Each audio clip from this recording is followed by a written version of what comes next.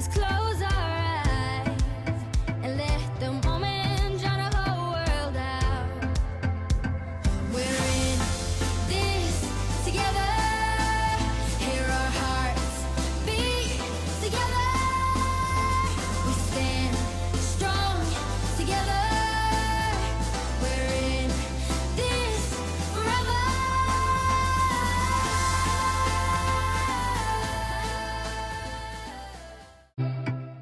Upplifunin var bara ólýsanleg og eiginlega engu lík því að enginn Íslendingur hafði upplifað þetta áður.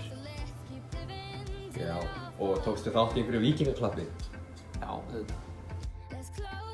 Mjög auðvelt sko, það var eiginlega bara að fara með lest alltaf og frakkarnir voru búin að plana þetta allt út fyrir áran. Nú frekar rólegt sko, við vöknuðum bara og síðan fór maður í svona fanzone sem var nálægt vellinum. Þar svona hitaði maður upp stemminguna fyrir leikinn og hitti alla Íslendingana og hitti marga sem maður þekkti og svona, mjög gaman. Og svo var röltað á völlinn eða tekinn Uber og þá hófst bara skemmtunin sko. Við lentum undir! King Raggi! King Raggi! Það er bara þannig! Staðan orðin 1-1 í Nice! Gjörðu svo vel! Did not disappoint when the game ended. Kemur sendingin á teginn og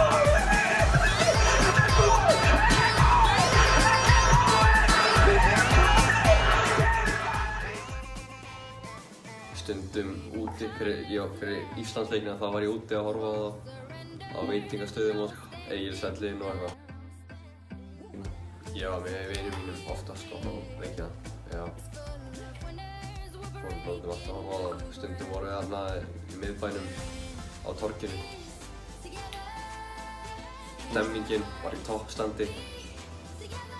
Fólkið var í toppstandi.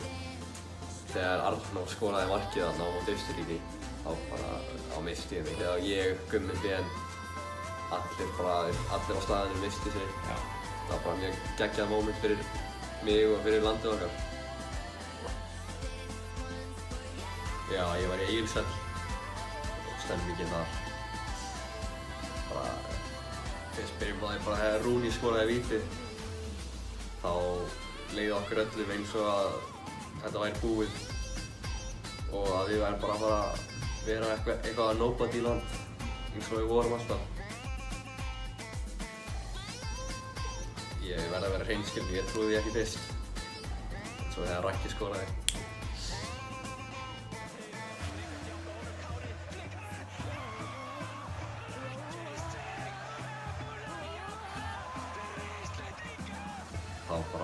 Þá kom einhver von. Tilfinningin var gleði, já, gleði og stolt fyrir þjóðinni. Já, alveg pottþétt.